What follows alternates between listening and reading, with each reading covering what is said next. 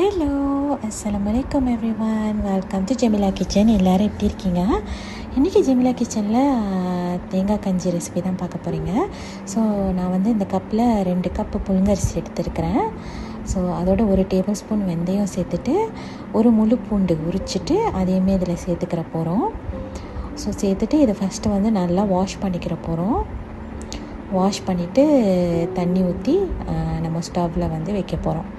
So இந்த தேங்காய் கஞ்சி வந்து அப்படி உங்களுக்கு எதுவும் சாப்பிட்றதுக்கு விருப்பம் இல்லாமல் எதுவும் ஸ்டமக் ப்ராப்ளம் இந்த மாதிரி எது இருந்துச்சுன்னா, இல்லை ஃபீவர் அந்த மாதிரி இருந்தால் கூட இந்த மாதிரி தேங்காய் கஞ்சி செஞ்சு சாப்பிடுங்க.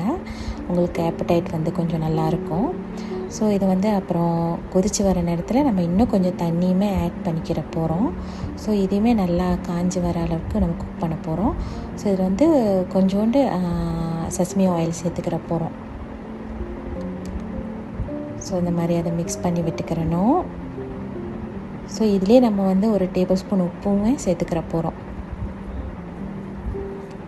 ஸோ இந்த கஞ்சி வந்துட்டு நல்லா ரொம்ப ட்ரை ஆகிற அளவுக்கு குக் ஆகக்கூடாது. அந்த கஞ்சி பதம் வர வரைக்கும் தான் நம்ம குக் பண்ணணும். ஸோ புழுங்கரிசிலேயே செய்யுங்க, பச்சரிசியில் வந்து அவ்வளோக்கா நல்லா இருக்காது.